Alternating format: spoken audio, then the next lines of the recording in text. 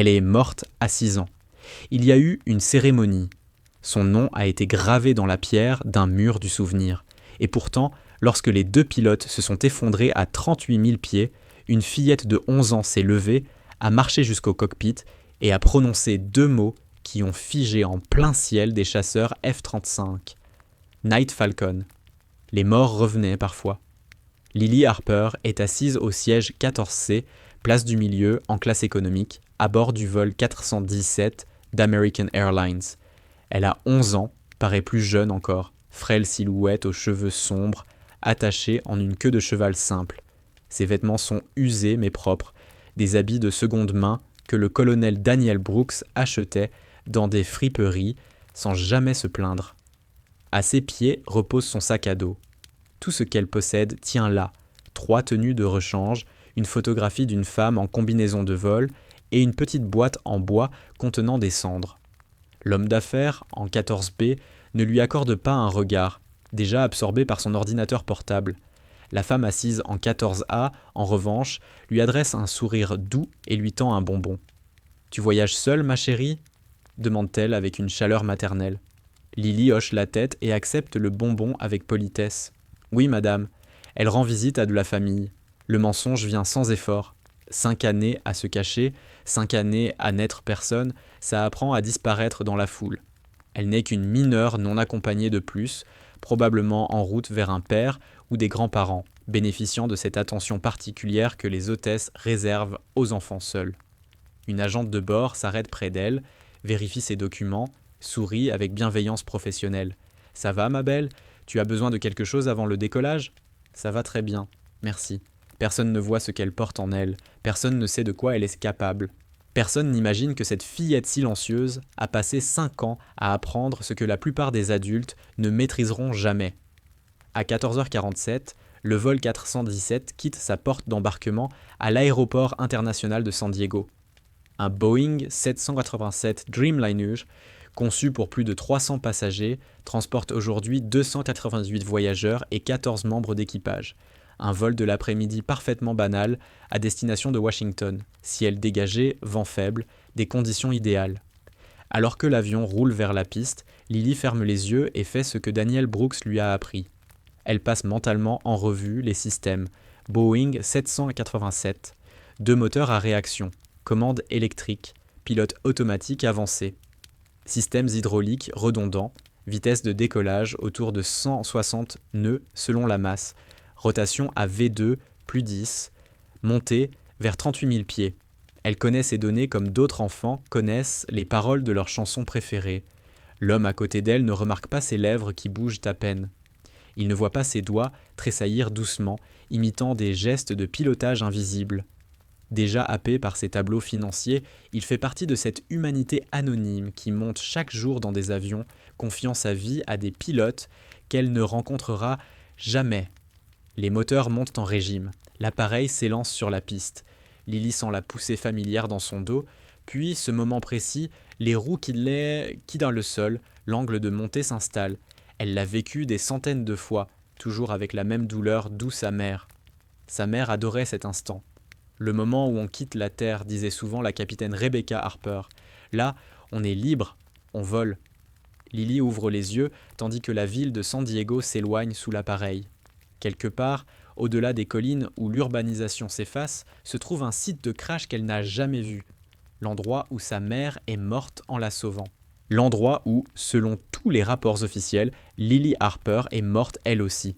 Voilà 5 ans qu'elle est censée être morte, 5 ans qu'elle est un fantôme. Une enfant qui n'existe pas. Elle pose la main sur la petite boîte en bois dans son sac. Daniel Brooks voulait que ses cendres soient dispersées au mémorial de l'US Air Force, parmi les noms de ceux qui ne sont jamais revenus. 30 années de service, des missions de combat, des escadrons commandés. Mais ces 5 dernières années avaient été consacrées à une autre mission. Élever une enfant morte, la protéger, la cacher, lui transmettre tout ce que sa mère savait. Pourquoi m'avoir gardée secrète ? Lui avait-elle demandé un jour, 2 ans plus tôt peut-être. Il se trouvait dans son atelier, une grange reconvertie où il avait assemblé un simulateur de vol à partir de pièces récupérées et d'un savoir encyclopédique. Lily s'entraînait aux approches. ses petites mains posées sur des commandes adaptées à sa taille. Daniel Brooks avait mis le simulateur en pause et s'était tourné vers elle, avec ce regard grave de ceux qui ont trop vu. L'accident de ta mère n'en était pas un, Lily. L'appareil a été saboté. Quelqu'un voulait la mort de Night Falcon. Ces mots l'avaient dit glacé. Qui ? On ne l'a jamais su.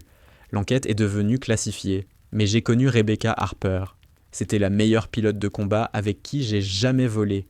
Les services de renseignement étrangers la craignaient. Elle a dépassé des avions ennemis qui auraient dû la tuer. Abattu des appareils, mieux armés, plus avancés, elle gagnait parce qu'elle était exceptionnelle.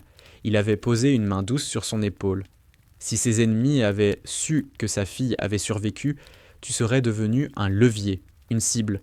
Il se serait servi de toi pour atteindre les programmes sur lesquels elle travaillait, les missions qu'elle menait. Alors j'ai choisi. Je t'ai laissée morte. J'ai signalé une enfant non identifiée aux services sociaux. J'ai utilisé une vieille faveur pour devenir ton tuteur sous un autre nom. Pendant 5 ans, tu as été Emily Carter, en sécurité, cachée. Mais alors, pourquoi tout m'enseigner ? Avait demandé Lily. Si je devais rester invisible, à quoi bon apprendre tout ça ? Daniel Brooks avait souri, un sourire mêlé de tristesse et de fierté. La suite viendrait plus tard. Parce que ta mère est morte en essayant de t'apprendre, parce qu'elle voulait que tu aimes voler comme elle aimait voler. Il s'était interrompu un instant, cherchant ses mots avec soin. Et parce que la meilleure façon d'honorer quelqu'un, ce n'est pas de fuir ce qu'il était, c'est de faire vivre ce qu'il aimait. Ta mère était Night Falcon, l'une des plus grandes pilotes qui ait jamais existé.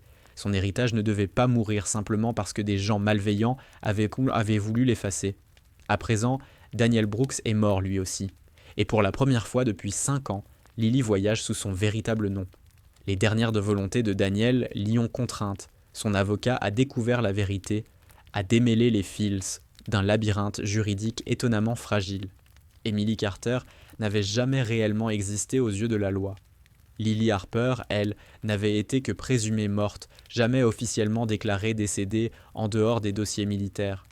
Sur le papier, la résurrection fut d'une simplicité déroutante, mais cela signifiait revenir à la lumière, être vu, être réel à nouveau, et cette idée la terrifie. Le vol 417 atteint son altitude de croisière. Le signal lumineux des ceintures s'éteint avec un tintement discret. La cabine s'installe dans la routine familière des longs trajets. Des passagers lisent, dorment, regardent des films sur les écrans intégrés au siège. Tout est calme, sûr, presque ennuyeux, comme l'aviation est devenue pour la plupart des gens. Lily sort la photo de sa mère. Les bords sont usés par 5 années de manipulation. La capitaine Rebecca Harper, Night Falcon, en combinaison de vol, debout devant un F-35 Lightning II. Le casque calé sous le bras, un sourire à peine esquissé. Sur cette image, elle paraît invincible, vivante, inébranlable. La femme en 14A la remarque et se penche vers elle. « C'est ta maman ?» Lily acquiesce. « Elle est magnifique. Elle faisait quoi ?»« Elle était pilote, » répond Lily à voix basse. Elle est morte. Le visage de la femme se transforme aussitôt, noyé de compassion. « Oh, ma chérie, je suis tellement désolée. »« Ça va, » dit Lily, parce que c'est ce que l'on attend d'elle, ce que les gens veulent entendre. C'était il y a longtemps, 5 ans. Une éternité quand on a 11 ans. La moitié de sa vie passée à apprendre auprès d'un fantôme, formé par un homme qui connaissait les secrets de sa mère, préparé à un avenir qu'elle n'avait jamais osé imaginer. Avant de mourir, Daniel Brooks lui avait fait promettre une chose. Dans ces derniers jours, où la maladie avait creusé son corps, mais laissé intact son regard, il avait serré sa main et murmuré « Lily, je t'ai tout appris parce que je pensais que tu devais savoir. Pas parce que je croyais que tu deviendrais pilote, tu es trop jeune pour ça, mais parce que le savoir, c'est une force, comprendre, c'est du pouvoir. » Il avait marqué une pause, puis repris. « Les compétences de ta mère, ses techniques, sa façon de penser, je te les ai données comme un cadeau. » Sa poigne, malgré la maladie, avait été étonnamment ferme. « Mais écoute-moi bien, si un jour tu te retrouves dans une situation où des vies dépendent de ce que je t'ai appris, si, d'une manière ou d'une autre, l'univers te place là où toi seul peux aider, n'aie pas peur. Ne laisse pas ton âge t'arrêter. Ne laisse pas le fait d'avoir été morte t'arrêter. » Il avait inspiré difficilement. Ta mère t'a sauvé une fois parce qu'elle a eu le courage de faire l'impossible. Si tu dois un jour faire la même chose, sois sa fille, sois Night Falcon. À l'époque, Lily avait cru entendre les paroles d'un homme en fin de vie, cherchant à donner un sens à ses dernières années. Quel scénario pourrait bien exiger d'une fillette de 11 ans qu'elle utilise un entraînement de pilote avancé? À 38 000 pieds au-dessus du cœur des États-Unis, Lily Harper ignore encore que dans 12 minutes exactement, l'impossible deviendra nécessaire. Le premier signe apparaît à 15h47, 43 minutes après le décollage. Dans le cockpit du vol 417, le capitaine Andrew Collins ressent un vertige léger, presque insignifiant au début, une sensation semblable à celle que l'on éprouve en se levant trop vite. Il cligne des yeux, secoue légèrement la tête. « Ça va ?» demande la copilote Melissa Grant en jetant un coup d'œil vers lui. « Oui. » Bizarre, juste un instant. Par réflexe, il vérifie les instruments. Tout est normal, pilote automatique engagé, système au vert, météo dégagé. Il survole désormais le Nebraska, suivant les couloirs aériens vers l'est, une routine parfaite, mais le malaise ne disparaît pas. Il s'aggrave. Les pensées du capitaine deviennent lourdes, confuses. Sa vision se trouble sur les bords. Quelque chose ne va pas. Quelque chose ne va vraiment pas. « Mélissa, je ne me sens pas... » La copilote se tourne vers lui et comprend immédiatement. Son visage est livide, son regard perdu. « Andrew ? Andrew ? Qu'est-ce que... » Et à cet instant, elle le sent elle aussi. La désorientation brutale, la fatigue écrasante, la sensation que son corps s'éteint. Ses mains cherchent maladroitement les commandes, tentent d'attraper la radio, de déclarer une urgence, mais sa coordination la trahit. Le monoxyde de carbone, un poison invisible, inodore, une fuite due à un joint défectueux du système environnemental. Depuis 40 minutes, les deux pilotes le respirent. Lentement, leur corps s'empoisonne. Leur cerveau est privé d'oxygène. Le capitaine Collins s'affaisse contre son harnais. Melissa Grant, dans un dernier sursaut de lucidité, parvient à activer l'alarme du cockpit, un geste désespéré, avant de s'effondrer sur le côté. Dans la cabine, pendant encore une minute, tout semble normal. Les passagers lisent, somnolents, discutent. Les hôtesses préparent le service de boissons. Un bébé pleure à la rangée 23. Quelqu'un rit devant un film à la rangée 31. Puis David Lane, chef de cabine depuis 20 ans, remarque l'alerte sur son panneau. Ce n'est pas un appel ordinaire. C'est le signal d'urgence que les pilotes peuvent déclencher avec une pédale lorsqu'ils ont besoin d'aide immédiate, mais ne peuvent pas quitter les commandes. David Lane se dirige vers la porte du cockpit d'un pas rapide, mais maîtrisé. Il frappe selon la séquence réglementaire réservée à l'équipage, puis compose le code d'accès. La porte s'ouvre. Les deux pilotes sont inconscients. Pendant une fraction de seconde, peut-être deux, son esprit refuse simplement d'accepter ce qu'il voit. Deux pilotes hors d'état, tous les deux, immobiles, inertes. C'est censé être impossible. L'aviation commerciale repose sur des couches de sécurité empilées précisément pour empêcher ce scénario. Impossible ou non, pourtant, il est là. L'entraînement reprend le dessus. David active l'interphone de bord. Code bleu au cockpit. Les deux pilotes sont hors service. Urgence médicale. Déclencher les procédures d'urgence. La tension dans sa voix suffit. Les autres agents de bord se mettent immédiatement en mouvement. L'un part chercher la trousse médicale et l'oxygène portable. Un autre parcourt la cabine à la recherche de personnel médical parmi les passagers. Le troisième se prépare à faire l'annonce que personne, dans ce métier, ne souhaite jamais prononcer. David tente de ranimer les pilotes. Le capitaine Andrew Collins a un pouls. Respire encore, mais ne réagit à rien. Même constat pour Melissa Grant. Il leur administre de l'oxygène depuis la réserve d'urgence. Aucun signe de réveil. À 38 000 pieds, l'avion continue de voler droit et stable. Le pilote automatique maintient le cap, l'altitude, la vitesse. Mais il ne peut pas gérer ce qui va suivre. Il ne peut ni contourner des intempéries complexes, ni résoudre des conflits de trafic, ni, surtout, poser l'avion. Il peut les maintenir en vol jusqu'à l'épuisement du carburant. Ensuite, tout le monde meurt. L'annonce retentit finalement dans la cabine. C'est Anna Martinez, hôtesse principale, qui parle. Sa voix est posée, professionnelle, mais l'urgence affleure malgré tout. Mesdames et messieurs, nous faisons face à une urgence médicale. Nos deux pilotes sont incapables de piloter l'appareil. Nous devons savoir immédiatement si une personne à bord possède une expérience de vol. pilote à compte civil, pilote militaire ou toute personne ayant déjà piloté un aéronef, merci de vous signaler sans délai à un membre de l'équipage. L'effet est immédiat et terrible. D'abord, ce n'est pas un cri, mais un souffle collectif. Le bruit de 298 personnes comprenant exactement au même instant qu'elles sont peut-être en train de mourir. Puis la panique éclate, des sanglots, des prières murmurées, des mains tremblantes attrapant des téléphones pour appeler ceux qu'on aime, dire adieu. L'homme d'affaires en 14B s'arrête net, le visage vidé de toute couleur.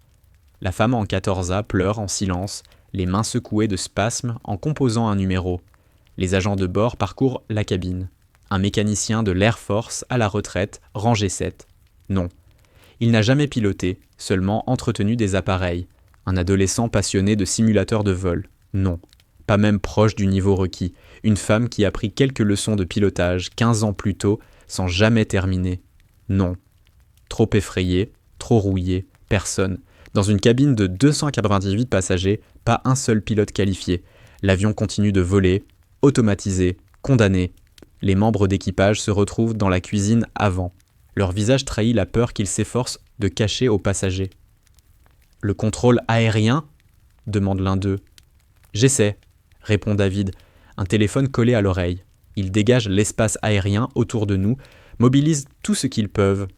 Mais à moins que quelqu'un ne puisse piloter cet avion, il ne termine pas sa phrase. Il n'en a pas besoin. Au siège 14C, Lily Harper est figée. Son esprit tourne à toute vitesse. Calcul, procédure, 5 années d'entraînement. Chaque checklist que Daniel Brooks lui a fait répéter encore et encore.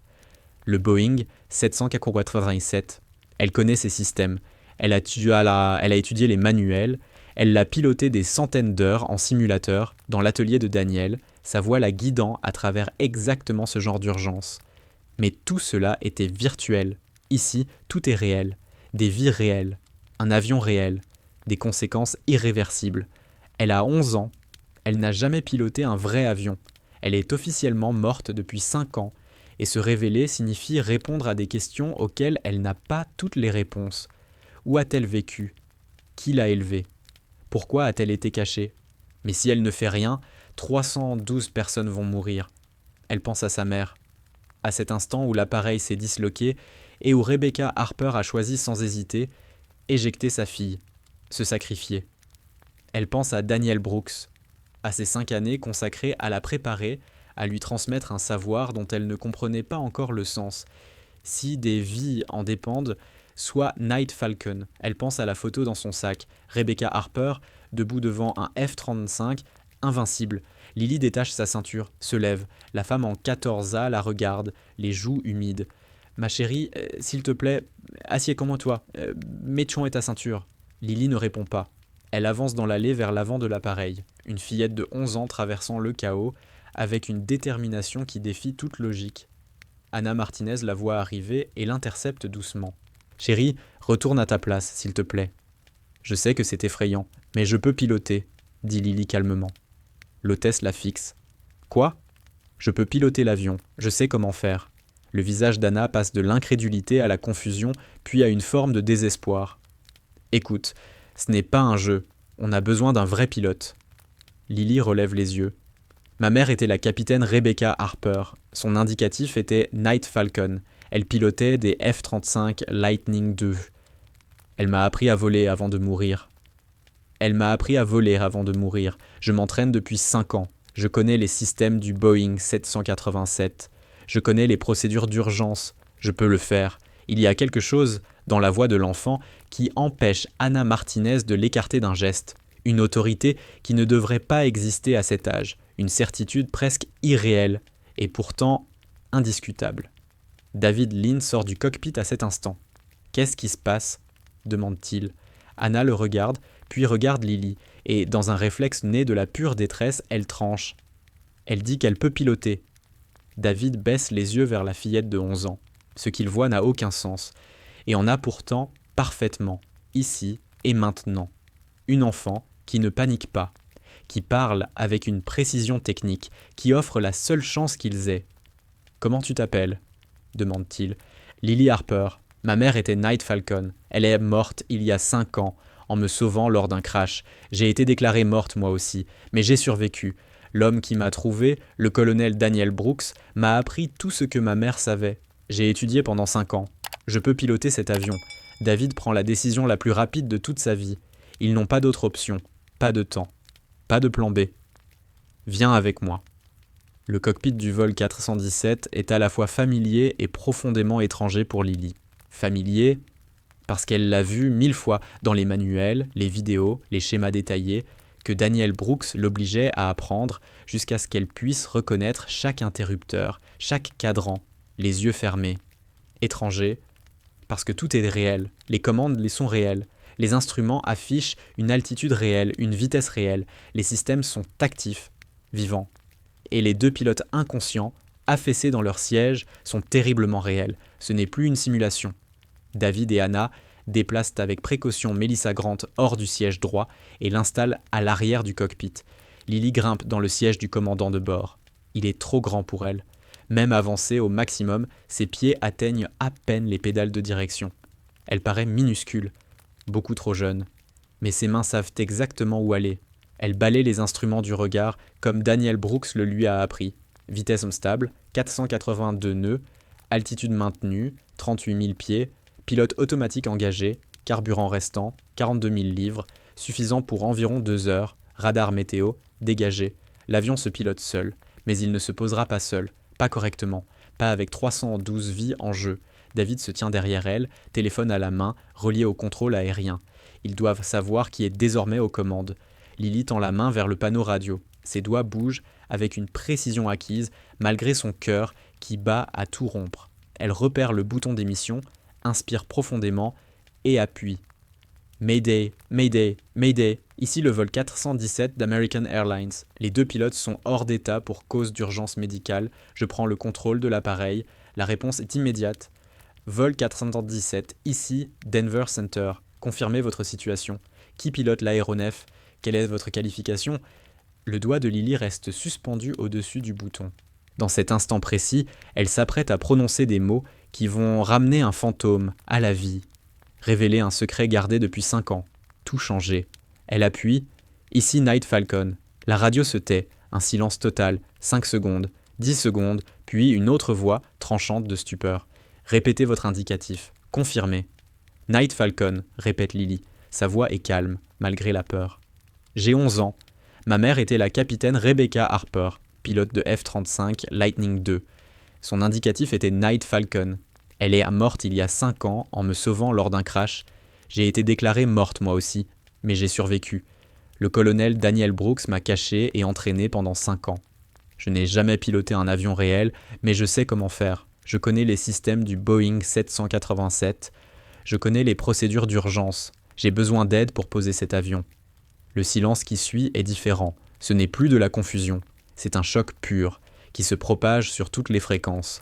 À plus de 50 km de là, 2 F-35 Lightning II en patrouille de souveraineté aérienne au-dessus du Colorado se figent presque dans leur cockpit. Le pilote de tête, indicatif Razor, saisit sa radio. Sa voix porte un mélange d'incrédulité et de respect brut. Denver Center, ici Razor Flight. Est-ce qu'on a bien entendu ? Quelqu'un vient-il vraiment d'annoncer Night Falcon ?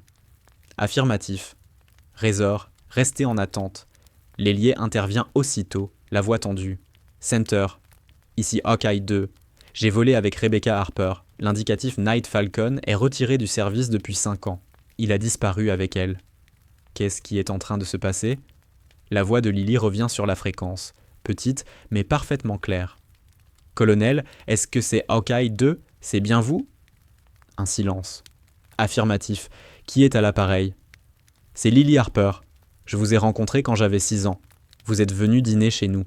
Vous étiez dans l'escadron de ma mère. Vous me racontiez des histoires de vol, un nouveau silence, plus long encore. Quand Hawkeye 2 parle enfin, sa voix est rauque, chargée d'émotion. Lily. Petite Lily Harper, tu es en vie. Oui, mon colonel. Daniel Brooks m'a sauvé du crash. Il m'a caché. Il m'a appris tout ce que maman savait. Il est mort il y a 2 semaines. Je transportais ses cendres vers Washington quand tout ça est arrivé. Un souffle incrédule traverse la radio. Mon Dieu. Daniel Brooks. Il m'avait dit un jour qu'il avait trouvé une enfant le jour où Rebecca est morte. Il avait parlé d'une fillette non identifiée signalée aux services sociaux. Je n'avais jamais compris, jamais imaginé. La vérité commence à émerger. Il m'avait dit qu'il avait trouvé une fillette non identifiée ce jour-là, qu'il l'avait signalée aux services sociaux. Je n'ai jamais su. Je n'ai jamais imaginé. La voix s'interrompt. Puis Razor intervient. L'esprit tactique déjà à l'œuvre malgré le choc. Denver Center, ici Razor Flight. Nous dévions pour intercepter et escorter le vol 417. Hawkeye 2 avec moi. Évidemment, répond Hawkeye 2 sans hésiter. C'est la fille de Night Falcon, là-haut. Denver Center, Razor Flight demande autorisation d'interception et d'escorte du vol 417. Autorisation accordée. Razor Flight, vous êtes clairé pour l'interception. Tout le trafic est évacué de la zone. Les services d'urgence sont mobilisés sur tous les aéroports possibles le long de la route. Les 2 F-35 s'inclinent brutalement. Les post-combustion s'embrasent. Ils accélèrent jusqu'au supersonique. Ce sont parmi les chasseurs les plus avancés jamais construits, capables de manœuvres qui semblent défier les lois de la physique. Et à cet instant précis, ils foncent pour escorter un avion civil, piloté par une fillette de 11 ans qui ne devrait pas exister. Dans le cockpit, David Lin fixe Lily avec un mélange de terreur et d'émerveillement. « Tu vas vraiment faire ça ?» Lily regarde les instruments, les commandes, le poids écrasant de la responsabilité devant elle. « Je n'ai pas le choix, dit-elle simplement. Vous non plus. » Elle reprend la radio. « Denver Center, ici le vol 417. J'ai besoin des paramètres carburant pour l'atterrissage, de la météo sur les aéroports adaptés les plus proches et des procédures d'urgence pour un Boeing 787 avec pilote novice. Le langage technique surprend les contrôleurs. Vol 417. L'aéroport le plus proche et approprié est Denver International, à environ 120 miles. Conditions météo claires, vent faible et variable. Les services d'urgence sont en cours de coordination. La voix de Hawkeye 2 revient aussitôt. Lily, ici Hawkeye 2. Je vais rester avec toi à chaque seconde. Ta mère t'a appris son rituel de pré-vol, n'est-ce pas? Oui, mon colonel. Le toucher de l'aile, dire « vol en sécurité, rentre à la maison » et tracer l'infini dans l'air. Oui, monsieur. Tu sais pourquoi elle dessinait l'infini? Elle disait que voler, c'est éternel. Si on le respecte. Un léger tremblement traverse la voix du pilote. C'est bien elle. Night Falcon, jusqu'au bout. Elle serait tellement fière de toi, là, maintenant. Il inspire profondément. Allez, on te ramène à la maison. D'abord, dis-moi que tu es à l'aise avec les commandes du pilote automatique. Pendant les 20 minutes suivantes, Hawkeye 2 guide Lily à travers chaque vérification système, chaque contrôle, chaque confirmation. Sa voix est calme, professionnelle, mais l'émotion affleure malgré lui. Il parle à un fantôme, à une enfant morte depuis 5 ans, à la fille de sa plus proche amie, utilisant un savoir qui ne devrait pas exister. Les F-35 arrivent à hauteur du vol 417 et se placent en formation serrée de chaque côté. Par la fenêtre du cockpit, Lily les voit. Élégants, mortels, magnifiques. Le sommet de l'ingénierie aéronautique. Sa mère pilotait ces machines. Sa mère faisait partie des meilleures. Vol 417, annonce la voix de Razor. Nous avons le contact visuel. L'appareil semble stable et sous contrôle. Reçu, Razor, répond Lily. Pilote automatique engagé. Système nominaux. Mais j'aurai besoin d'aide pour l'approche et l'atterrissage. Je n'ai fait ça qu'en simulation. Les simulations que Daniel Brooks t'a construites? Demande Hawkeye 2. Oui, monsieur. Un cockpit complet dans son atelier. Des centaines d'heures de vol. Alors, tu es bien plus prête que tu ne le crois. Daniel Brooks était l'un des meilleurs pilotes que j'ai jamais connus. S'il t'a formé, tu as appris des meilleurs. Derrière Lily, les membres d'équipage travaillent sans relâche. Les 2 pilotes inconscients ont été transférés dans la cabine, où des passagers formés au premier secours surveillent leur constante vitale. De l'oxygène pur est administré, tentant d'éliminer le monoxyde de carbone de leur organisme. Aucun signe de réveil, le temps presse. David se penche vers Lily. Les passagers sont terrifiés. Qu'est-ce que je leur dis? Lily réfléchit un instant. Dis-leur la vérité. Quelqu'un pilote l'avion. Dis-leur que nous sommes escortés par des chasseurs militaires. Dis-leur que nous allons nous poser en sécurité. Anna Martinez prend le micro. Sa voix projette une assurance qu'elle ne ressent qu'à moitié. Mesdames et messieurs, ici votre hôtesse principale. Une personne formée pilote actuellement l'appareil avec l'assistance de pilotes militaires. Nous sommes escortés par des chasseurs de l'Air Force et nous nous dirigeons vers l'aéroport international de Denver pour un atterrissage d'urgence. Merci de rester calme et de suivre toutes les consignes de l'équipage. Dans la cabine, la peur ne disparaît pas, mais quelque chose d'autre apparaît. Un espoir étrange, irréel. Les passagers se penchent bavardement vers les hublots, apercevant par instants les silhouettes des F-35. Les avions de chasse n'escortent jamais des vols commerciaux, sauf quand quelque chose d'extraordinaire est en train de se produire. Dans le cockpit, Lily entame les procédures de descente sous la guidance de Hawkeye 2. Lily, tu vas bientôt commencer la descente. Je veux que tu utilises la technique de ta mère. Tu te souviens du profil Night Falcon ? Descente progressive à 1500 pieds par minute, contrôle de la vitesse par l'assiette et la puissance, stabilisation à chaque palier avant de poursuivre. Parfait, exactement ça. Ta mère a développé cette méthode parce qu'elle offre un contrôle et une stabilité maximum. C'est celle qu'on va utiliser. La descente commence. Lily désengage le maintien d'altitude du pilote automatique et entre manuellement le taux de descente. Ses petites mains sont sûres, précises, chaque mouvement est réfléchi. L'avion s'enfonce doucement depuis l'altitude de croisière. Derrière elle, David observe, stupéfait. Cet enfant minuscule gère la descente avec une fluidité presque professionnelle. Hawkeye 2 poursuit calmement son accompagnement. Contrôle de la vitesse.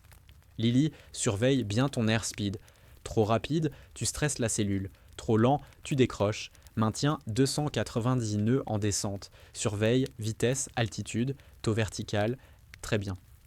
Il marque une pause, puis ajoute, la voix chargée d'émotion. Tu sais, tu lui ressembles. Même calme, même précision.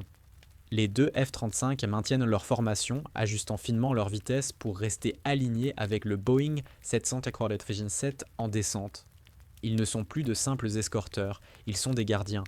Deux des chasseurs les plus avancés au monde protégeant un avion civil piloté par une enfant qui ne devrait pas exister. Sur les fréquences militaires, la nouvelle se répand comme une traînée de poudre. La fille de Night Falcon est en vie. La fille de Night Falcon est aux commandes d'un avion de ligne en situation d'urgence. Des pilotes qui ont volé avec Rebecca Harper appellent, proposent leur aide, demandent si c'est vrai, si ce qu'ils entendent est réel. À Denver International, l'aéroport se transforme en centre de crise. Les camions de pompiers se positionnent, les ambulances attendent, les équipes d'intervention sont prêtes à intervenir en cas d'atterrissage brutal. Mais quelque chose d'autre se produit aussi.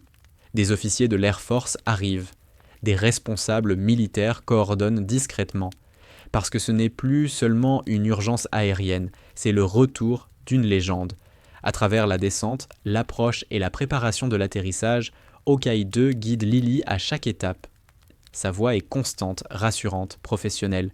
Il ne se contente pas d'aider une débutante, il honore sa coéquipière disparue en protégeant sa fille. À 10 000 pieds, Lily demande la checklist d'atterrissage. David Lean lit depuis le guide d'urgence affiché sur l'écran, et Lily exécute chaque point avec méthode. Train d'atterrissage, annonce Hawkeye 2. Lily attrape le levier et l'abaisse. 3 voyants verts s'allument. Train avant sortie et verrouillé. Train principal, gauche verrouillé. Train principal, droit verrouillé.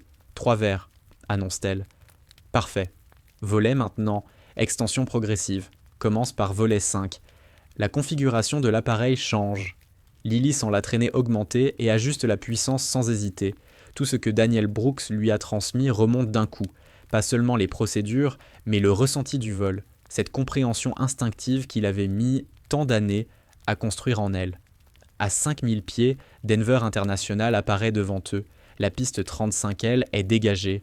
Les véhicules d'urgence sont alignés. L'éclairage d'approche brille de toute sa puissance. Un couloir net, vers la sécurité ou vers la catastrophe. Doucement, Lily, dit Hawkeye 2. Ta mère se posait avec plein volet, un contrôle total et une confiance absolue. Tu as tout ça. Cet atterrissage sera bon parce que tu es la fille de Night Falcon. Le vol est dans ton sang. J'ai peur, avoue Lily. C'est la première fois qu'elle le dit. Tant mieux. La peur te garde alerte. Ta mère avait peur à chaque mission de combat. Elle ne la laissait simplement jamais prendre le dessus, ressent la peur, et vole quand même. À 3000 pieds, le contrôle d'approche les aligne sur l'axe final. La piste s'étire droit devant eux. Une bande grise entourée de champs verts. La survie si elle l'atteint. La mort si elle échoue. Vitesse 180 nœuds. Taux de descente 700 pieds par minute. Sur le plan, annonce Lily. Parfait, reste stable. Petite correction, ne surcorrige pas. À 1000 pieds, l'avion franchit les balises d'entrée de piste. Lily distingue les véhicules d'urgence le long des voies de circulation. Des silhouettes immobiles qui observent. Elle ressent pleinement l'ampleur de ce qu'elle est en train de faire. 500 pieds, annonce Hawkeye 2. Tu t'en sors très bien. Continue. 400 pieds. Vitesse correcte. 300 pieds. Parfait. Commence à penser au flare. 200 pieds. Prête pour le flare. 100 pieds. Flare maintenant. Doucement. Laisse toucher les trains principaux en premier. Lily tire légèrement sur le manche, le nez se relève. Le sol se rapproche à toute vitesse, c'est l'instant où tout se joue. Les trains principaux touchent avec un choc sourd, pas parfait, mais suffisant. L'avion rebondit légèrement, puis se repose. Lily pousse doucement pour abaisser le nez. Le train avant touche à son tour, ils sont au sol. Inverseur de poussée, ordonne Hawkeye 2. Lily actionne les leviers, les moteurs rugissent, ralentissant l'appareil. Elle freine avec précaution, sentant la limite de l'adhérence. L'avion ralentit, encore. Il roule devant les camions de pompiers, les ambulances, les foules immobiles qui assistent à l'impossible. Puis, enfin, incroyablement, il atteint la vitesse de roulage. Vol 417, vous êtes posé en toute sécurité, annonce la tour de Denver. Il y a de l'émotion dans la voix du contrôleur. Dans le cockpit, les mains de Lily tremblent maintenant. L'adrénaline la submerge. Elle l'a fait. Vraiment fait. À l'extérieur, les deux F-35 passent en rase-motte au-dessus de la piste, puis montent à la verticale. La formation de l'homme manquant. Le salut aérien réservé aux pilotes tombés. Mais cette fois, ce n'est pas pour une morte. C'est pour Night Falcon, revenu. La porte du cockpit s'ouvre. David Lean entre et voit Lily encore attachée dans le siège du commandant, les mains secouées par le contre-coup. « Tu l'as fait ?» dit-il, la voix brisée. « Tu l'as vraiment fait. » Les véhicules d'urgence encerclent maintenant l'avion. Les équipes médicales montent immédiatement à bord pour prendre en charge les pilotes inconscients.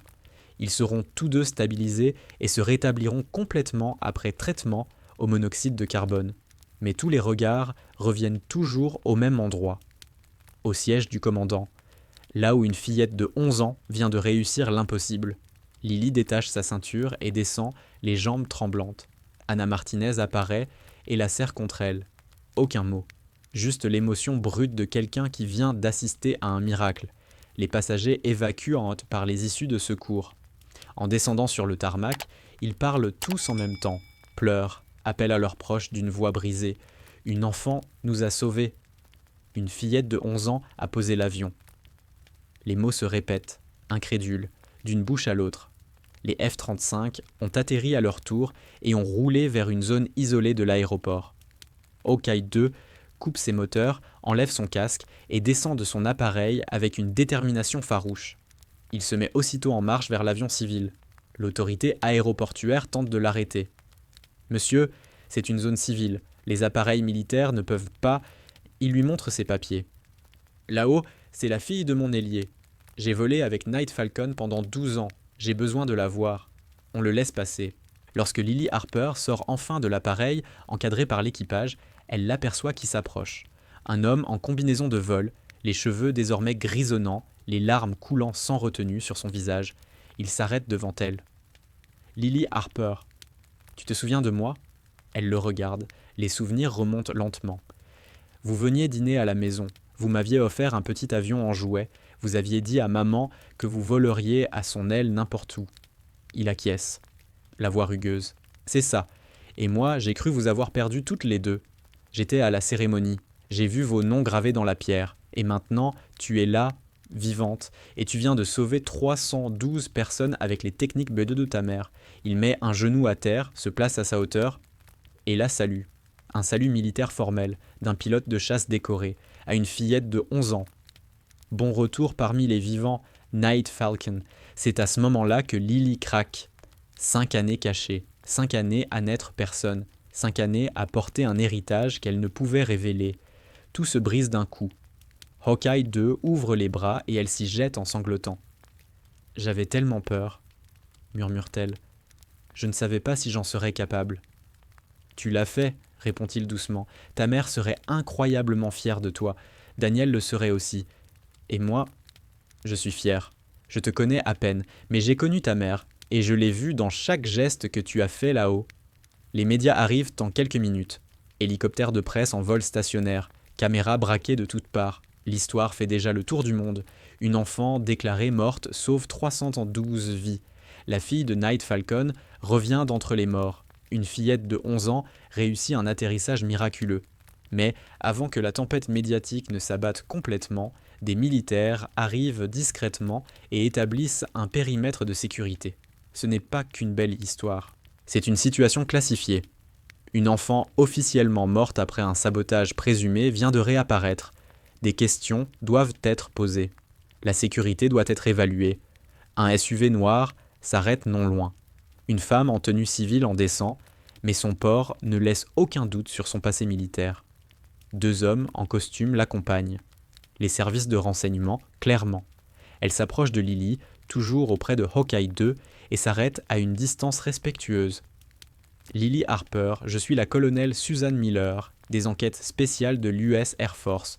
Nous devons parler de ce qui s'est passé il y a 5 ans, et de ce qui s'est passé depuis. » Hawkeye 2 se place instinctivement devant Lily. Elle vient de sauver plus de 300 vies après avoir été déclarée morte pendant 5 ans. Peut-être pourriez-vous lui laisser un instant. La colonelle Miller hoche la tête. Je comprends. Mais c'est plus vaste qu'un atterrissage d'urgence. Si Lily a été cachée pour des raisons de sécurité liées à la mort de sa mère, nous devons savoir si ces menaces existent toujours. Qui savait qu'elle était en vie? Qui l'a formée? Et pourquoi le colonel Daniel Brooks ne s'est jamais manifesté? Lily prend la parole. Sa voix tremble encore, mais elle est claire. Daniel m'a caché parce que le crash de ma mère n'était pas un accident. Il disait que l'avion avait été saboté, que si ses ennemis savaient que j'avais survécu, je serais en danger. La colonelle Miller acquiesce, son expression s'adoucissant. Il avait raison d'être prudent. La mort de votre mère a été examinée au plus haut niveau. Nous avons soupçonné l'implication de services de renseignement étrangers sans jamais pouvoir le prouver. Vous garder caché était probablement la décision la plus sûre. Et maintenant, intervient Hawkeye 2, elle est publiquement en vie. Ce qui signifie que nous devons assurer sa protection à partir d'aujourd'hui. La colonelle observe Lily avec un respect nouveau. Vous venez de démontrer des compétences qu'un enfant de votre âge ne devrait pas posséder. Cela va susciter de l'attention. Une partie positive, une autre potentiellement dangereuse. Durant les 3 heures suivantes, Lily est longuement entendue, pas interrogée, écoutée, avec précaution. Elle raconte tout. Le crash, les jours d'errance, la rencontre avec Daniel Brooks, la décision de la déclarer morte, 5 années d'entraînement dans son atelier de montagne. Tout est vérifié via la succession de Daniel Brooks. Son avocat fournit les documents, les journaux détaillant sa tutelle, les carnets d'entraînement, même des vidéos des séances sur simulateur. Tout est là. La trace d'un homme qui a consacré les dernières années de sa vie à tenir une promesse faite à une amie tombée au combat. L'enquête établit aussi l'origine de l'incident du vol 417, une fuite de monoxyde de carbone due à une erreur de maintenance. Aucun acte malveillant, les 2 pilotes se rétabliront complètement. Mais une question demeure, que va-t-il advenir de Lily Harper? Les tests ADN confirment son identité sans la moindre ambiguïté. Elle est officiellement réhabilitée, plus morte. Ses dossiers sont corrigés. Mais elle n'a plus de famille, plus de tuteur. Alors Hawkeye 2 fait un pas en avant. Je m'en chargerai. Rebecca Harper était mon ailier, mon ami. J'aurais dû être là pour sa fille il y a 5 ans. Je peux l'être maintenant. Et personne ce jour-là n'ose contester cette décision. Je peux l'être maintenant. Les démarches administratives prennent des semaines. Des formulaires, des validations, des signatures à n'en plus finir. Puis un jour, tout est officiellement approuvé. Lily Harper, légalement revenue d'entre les morts, s'installe chez le colonel Thomas Walker et sa famille dans le Maryland. Sa femme l'accueille sans réserve, comme si elle avait toujours fait partie de leur vie. Leurs deux adolescents trouvent l'idée d'avoir une petite sœur héroïque absolument incroyable. Mais avant tout cela, il reste une chose que Lily doit faire. 6 jours après l'atterrissage d'urgence, Lily se tient devant le mémorial de l'US Air Force à Colorado Springs. L'air est vif, le ciel d'un bleu éclatant. Les 3 flèches d'acier du monument s'élèvent vers le ciel comme des traînées de condensation figée, hommage silencieux à ceux qui ont donné leur vie. Dans ses mains, Lily tient la petite boîte en bois contenant les cendres de Daniel Brooks. Autour d'elle, une garde d'honneur s'est formée. Non pas par obligation protocolaire, mais parce que la nouvelle s'est répandue. Des vétérans qui ont volé avec Daniel, des pilotes qui ont servi aux côtés de Rebecca Harper, des dizaines de personnes venues assister à ce moment. Hawkeye 2 se tient près d'elle, en uniforme de cérémonie. Razor est là aussi, ainsi que d'autres pilotes de F-35. Des généraux, des colonels, des aviateurs du rang, tous réunis pour une fillette qui a ramené une légende à la vie. Lily s'approche du mur où les noms sont gravés. Elle trouve celui de sa mère. Capitaine Rebecca Harper, Night Falcon. Les lettres sont profondément inscrites dans la pierre, pensées pour durer éternellement. Lily pose ses doigts dessus. « Salut maman, j'y suis arrivée. Daniel m'a appris tout ce que tu voulais que j'apprenne. J'espère que je t'ai rendu fière. » Elle ouvre la boîte et disperse doucement les cendres de Daniel Brooks au pied du monument, parmi les noms des disparus. Merci Daniel, de m'avoir sauvé, de m'avoir appris, d'avoir tenu ta promesse. La garde d'honneur se met au garde à vous, un clairon joue aux morts. Les notes résonnent longuement dans l'air immobile. Quand la cérémonie prend fin, un général 3 étoiles s'approche, le général William Anderson, commandant de l'aviation de combat. Il a volé aux côtés de sa mère des années plus tôt. Lily Harper, dit-il avec solennité, votre mère était l'une des meilleures pilotes de combat que ce pays ait jamais connue. Son indicatif, Night Falcon, a été retiré par respect après sa mort. Il marque une pause. Mais les indicatifs ne sont pas de simples noms, ce sont des héritages. Ils sont faits pour être gagnés et transmis. Il lui tend un écusson de vol, le même que portait sa mère. Night Falcon, brodé en fil argenté. Il appartenait à votre mère, et parce que vous avez accompli, vous avez prouvé que vous étiez digne de le porter à votre tour. L'indicatif Night Falcon n'est plus retiré. Il est à vous quand vous serez prête. Lily prend l'écusson, les mains tremblantes. « J'ai 11 ans, murmure-t-elle. Je ne peux même pas obtenir une licence de pilote avant des années. » Le général sourit. « Non, mais nous avons des programmes pour les jeunes au potentiel exceptionnel, des académies, des formations avancées. À 16 ans, vous pourrez commencer un entraînement officiel. À 18 ans, si vous le souhaitez, vous pourrez postuler à l'Académie de l'Air Force. » Il s'agenouille pour être à sa hauteur. « Votre mère ne voulait pas seulement que vous surviviez, Lily. Elle voulait que vous preniez votre envol. Prenez le temps de grandir, de vivre. Mais sachez que le moment venu, une place vous attend. Un héritage vous attend. L'Académie de l'aviation jeunesse de l'US Air Force, située sur la base de Langley-Eustis, s'étend sur des hectares d'installations ultramodernes. C'est un programme d'élite, 200 élèves dans tout le pays, sélectionnés pour leur potentiel exceptionnel. La plupart ont 16 ou 17 ans. À 11 ans et 7 mois, Lily Harper est la plus jeune personne jamais admise.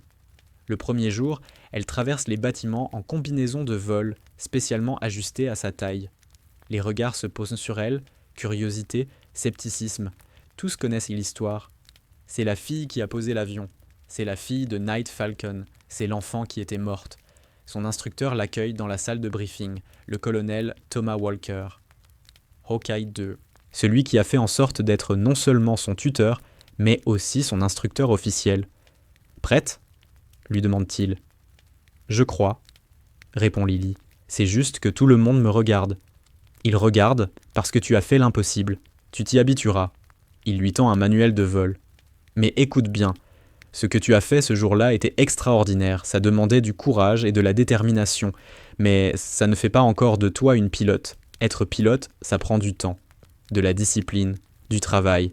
Tu as une avance, oui, mais tu as encore des années d'apprentissage devant toi. Je sais, dit Lily. Daniel me disait la même chose. Il disait « Voler une fois ne fait pas de toi un pilote, pas plus que cuisiner une fois ne fait de toi un chef. » Walker sourit. Daniel était un homme sage. Très bien. Alors commençons. Les premiers mois sont éprouvants. Cours théoriques, aérodynamique, météorologie, réglementation, navigation. Lily est entourée d'adolescents 2 fois plus âgés qu'elle, tous compétitifs, déterminés. Certains la jalousent, convaincus qu'elle est là uniquement à cause de sa mère et de l'atterrissage miraculeux. Elle leur prouve le contraire. Elle travaille plus que tout le monde. Elle étudie sans relâche. Elle pose des questions qui révèlent une compréhension profonde. Et peu à peu, les regards changent. Lily démontre rapidement un niveau de connaissance qui stupéfie même les instructeurs. Mais lorsque vient enfin le moment de voler pour de vrai, de petits monomoteurs, des avions légers, pas des simulateurs, l'angoisse revient d'un coup. C'est différent de l'atterrissage d'urgence. Ici, il ne s'agit pas de survivre. Il s'agit d'apprendre correctement, depuis le début, de construire des bases solides. Son premier décollage est hésitant. Son premier atterrissage est brutal. Elle fait des erreurs, surcorrige, lutte avec des gestes qui devraient être simples. Après une séance particulièrement frustrante, elle est assise dans la salle de débriefing, le regard baissé, abattue. Thomas Walker s'assoit en face d'elle. « Qu'est-ce qui ne va pas ?»« J'ai sauvé 312 personnes, » murmure Lily. « Mais aujourd'hui, je n'ai même pas réussi à poser un Cessna sans rebondir 3 fois. Et si je n'étais pas vraiment doué ? Et si l'atterrissage d'urgence n'était que de la chance ? » « Ce n'était pas de la chance, » répond-il fermement. « Mais tu as raison sur une chose, le pilotage d'urgence et le pilotage propre sont 2 compétences différentes. Ce jour-là, tu as volé porté par l'entraînement et le désespoir. Maintenant, tu apprends à voler correctement. Et ça veut dire faire toutes les erreurs que font tous les pilotes. » Il esquisse un sourire. « Ta mère a raté ses 22 premiers atterrissages. Moi, les 50 premiers. » Lily relève la tête. « Vraiment ? Vraiment. Être bon en vol, ce n'est pas ne jamais se tromper. C'est apprendre de chaque erreur, progresser chaque jour et ne jamais abandonner. Ta mère n'est pas devenue Night Falcon du jour au lendemain. Elle l'est devenue après 10 000 heures d'entraînement, de discipline et de persévérance. » Lily hoche lentement la tête. Daniel disait la même chose. Il disait « Maman n'est pas née exceptionnelle. Elle l'est devenue. » Exactement. Et toi aussi. Les mois suivants, Lily progresse régulièrement. Ses atterrissages deviennent plus doux, ses commandes plus précises. Elle apprend non seulement à voler, mais à bien voler. Procédure standard, technique propre, une base qui la portera toute sa vie. Elle se fait aussi des amis. Le scepticisme initial des autres élèves s'estompe à mesure qu'il découvre son éthique de travail, son humilité, son envie sincère d'apprendre. Elle ne cherche pas à être spéciale. Elle cherche juste à être compétente. Une élève de 1700 ans, Maya Thompson, en préparation pour l'Académie de l'Air Force, devient peu à peu une sorte de grande sœur. « Tu sais ce que je respecte chez toi ?» lui dit Maya un jour à la cafétéria. « Tu pourrais être arrogante après ce que tu as fait. Tu pourrais te croire au-dessus de tout le monde, mais tu ne le fais pas. »« Je suis juste une enfant qui apprend à voler, » répond Lily simplement. Maya sourit. « Non, tu es Night Falcon. Tu fais juste attention à ne pas laisser ça te monter à la tête. » L'attention médiatique finit par s'estomper. L'histoire de l'enfant revenu d'entre les morts devient peu à peu une autre archive du cycle de l'actualité. Lily en est reconnaissante. Elle peut être une élève, une stagiaire, une enfant presque normale la plupart du temps. Mais parfois, la légende refait surface.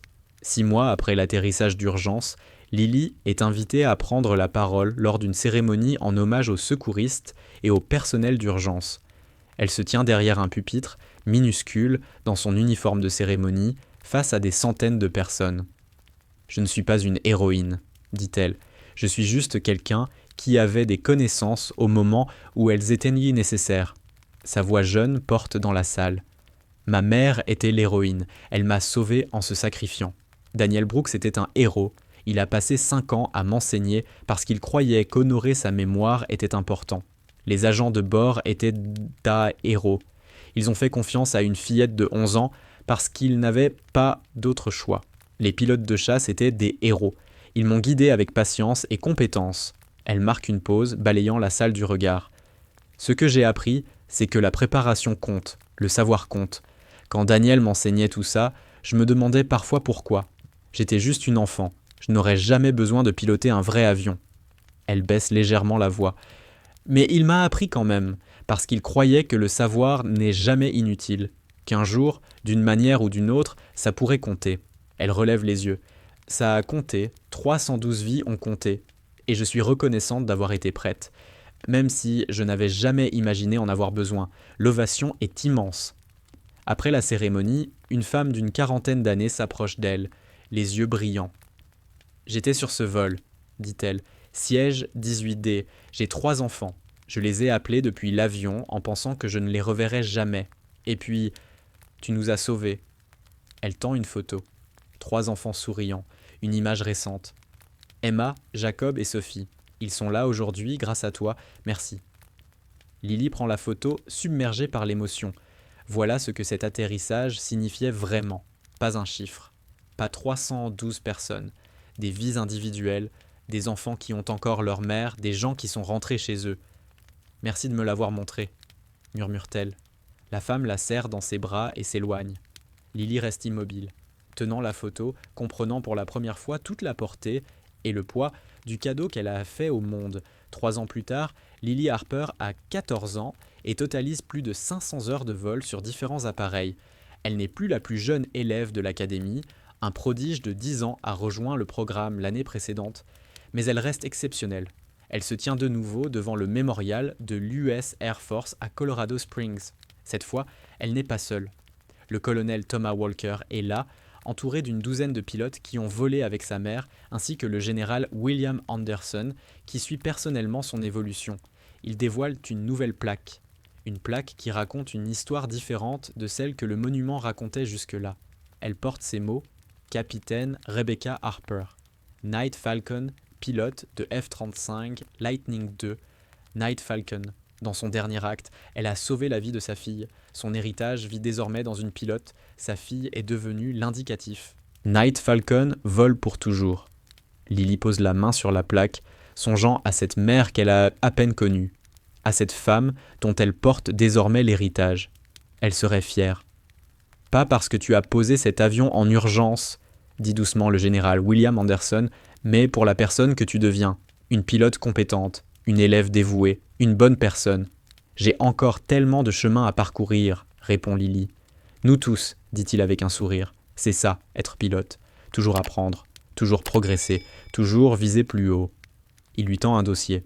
« Voici les documents de présélection anticipés pour l'Académie de l'Air Force. Tu n'es éligible que dans 4 ans, mais au vu de tes résultats, de ton dossier scolaire et de ce que tu as déjà démontré, ta place est réservée. Si, à 18 ans, tu choisis toujours cette voie, elle sera là pour toi. » Lily ouvre le dossier. Elle voit l'écusson de l'académie, le mot présélectionné imprimé clairement sur son nom. Elle pense à sa mère, qui voulait partager son amour du vol, à Daniel Brooks, qui a consacré ses dernières années à s'assurer que cet amour ne meurt pas avec elle, à ce jour à 38 000 pieds, où l'impossible est devenu nécessaire. « Je le veux, dit-elle simplement. Je veux voler, vraiment voler, comme maman. » « Alors c'est à ça que nous allons te préparer, » répond le général. « Night Falcon n'est plus seulement un indicatif, c'est un héritage, et tu le fais vivre. » Le colonel Thomas Walker pose une main sur son épaule. « Ta mère disait toujours quelque chose avant chaque mission. Elle inspectait son appareil, faisait sa prévole, puis elle disait « Allons faire un peu de ciel. » Lily sourit. Daniel m'a appris cette phrase. Il disait que pour maman, voler, ce n'était pas seulement l'avion, c'était la liberté, la possibilité, l'infini. « Exactement, » dit Walker. Alors, Lily Harper, Future Night Falcon, prête à faire un peu de ciel. Lily lève les yeux vers les flèches du mémorial, tendues vers les nuages, vers le ciel que sa mère aimait, vers tout ce qui l'attend. « Oui, mon colonel, allons faire du ciel, 5 ans plus tard. » Sur le tarmac de Luke Air Force Base, Lily Harper se tient droite, casque sous le bras. Elle a 16 ans maintenant, assez grande pour atteindre les pédales sans réglage, assez forte pour encaisser les forces G, assez compétente pour avoir déjà volé seule sur plusieurs types d'appareils. Mais aujourd'hui est différent. Aujourd'hui, elle va effectuer un vol de familiarisation à bord d'un F-22 Raptor, le même appareil que pilotait sa mère. Le sommet de la technologie de chasse. Le pilote qui l'accompagne est Hawkeye 2, désormais colonel à part entière. Celui qui l'a guidé depuis l'atterrissage d'urgence jusqu'à cet instant. Lily s'approche de l'avion. Sans y penser, sans réfléchir, sa main se pose sur l'aile gauche, vole en sécurité, rentre à la maison, puis son doigt trace un 8 dans l'air. L'infini, Walker la regarde, les yeux embués. « Elle est en toi », murmure-t-il, chaque parcelle d'elle. Ils montent à bord. Lily s'installe à l'arrière. Elle ne pilote pas aujourd'hui. Elle ressent. Elle observe. Elle apprend. La verrière se referme. Les moteurs montent en puissance avec un rugissement qui traverse tout son corps. Puis ils roulent, accélèrent. La piste défile. Le nez se lève. La terre s'éloigne. Ils montent à 40 000 pieds. La courbure de la terre s'étend sous eux. Le ciel est d'un bleu profond, presque irréel. La voix de Walker résonne dans l'intercom. « Alors, qu'est-ce que ça te fait ?» Lily contemple la vue impossible, sent la puissance de l'appareil, comprend enfin ce que sa mère aimait tant. « Comme rentrer à la maison, » dit-elle. Walker sourit. « Ta mère a dit exactement la même chose la première fois. Elle disait que le ciel était chez elle. Il vole pendant 1 heure. Pas de manœuvre de combat. Juste du vol, pur, magnifique. La façon dont les humains n'étaient pas censés voler. Mais on t'apprit à le faire quand même. La façon dont sa mère volait, la façon dont Lily volera. À l'atterrissage, un petit groupe les attend. Des pilotes de F-22, des vétérans qui ont volé avec Night Falcon. Le général Anderson qui suit Lily comme un grand-père fier. Et, légèrement à l'écart, une équipe de journalistes, parce que certaines histoires ne disparaissent pas. Elles deviennent éternelles. Une reporter s'approche tandis que Lily retire son casque. Lily Harper, il y a 5 ans, vous avez sauvé 312 vies.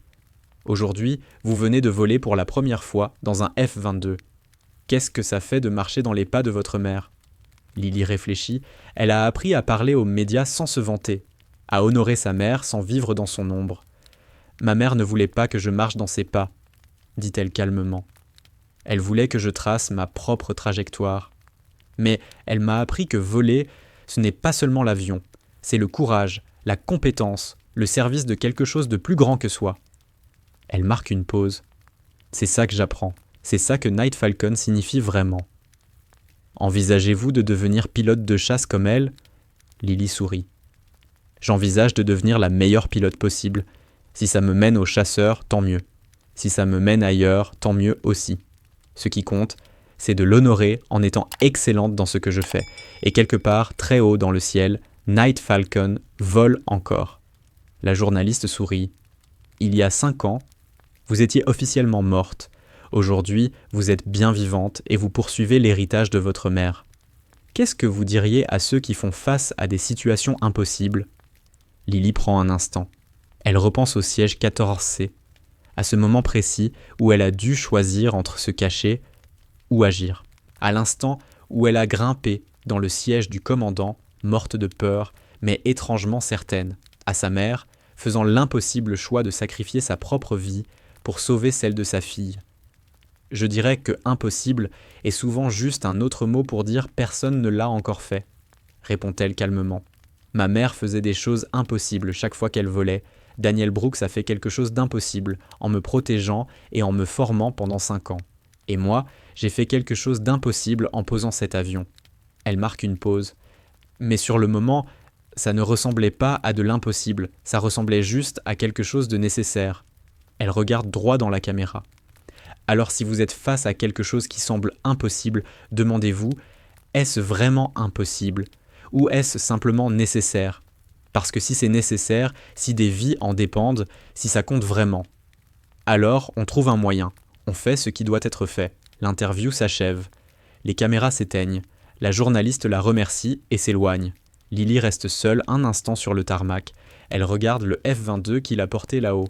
Puis le ciel, celui où sa mère a vécu, celui où son avenir s'étend désormais. Le colonel Thomas Walker s'approche. « Tu t'en es très bien sorti. Daniel m'a appris à dire les choses simplement, » répond Lily. Il disait que maman ne se vantait jamais, ne faisait jamais les choses pour elle-même. Elle volait, tout simplement, et laissait ses compétences parler. Walker hoche la tête. C'était vrai. Et c'est vrai pour toi aussi. Il observe l'horizon, pensif. Encore 2 ans avant l'académie, puis 4 années là-bas. Ensuite, l'entraînement en vol. C'est une longue route. Je sais, dit Lily. Mais maman disait toujours que les plus belles choses demandent du temps et de la discipline. Elle a passé 10 000 heures à devenir Night Falcon. Je peux bien passer 10 000 heures à devenir ce que je suis censé être. Et qu'est-ce que c'est ? Demande Walker avec un sourire. Lily sourit à son tour. Je ne le sais pas encore, mais je le découvrirai dans le ciel. Cette histoire est dédiée à toutes celles et ceux à qui l'on a dit un jour qu'ils étaient trop jeunes, trop petits, trop inexpérimentés pour accomplir quelque chose qui compte. Lily Harper est un personnage de fiction, mais la vérité qu'elle incarne est bien réelle. Le savoir compte, la préparation compte, le courage compte. Les éléments techniques de l'aviation présentés ici sont aussi fidèles que possible, bien que volontairement simplifiés. Des protocoles existent réellement pour l'incapacitation des pilotes commerciaux, même s'ils n'ont jamais été testés avec une enfant aux commandes. Le F-22 Raptor est un véritable avion, et ses pilotes portent réellement des indicatifs avec fierté et respect. Night Falcon vole pour toujours, non pas comme une personne précise, mais comme une idée. L'idée que l'excellence, le courage et la transmission peuvent dépasser la mort, passer d'un parent à un enfant, d'un mentor à un élève, d'une génération à l'autre. Où que vous soyez, quel que soit l'impossible auquel vous faites face, souvenez-vous de Lily Harper. Souvenez-vous que impossible n'est parfois qu'un autre mot pour pas encore. Volez en sécurité, rentre à la maison et allez faire un peu de ciel.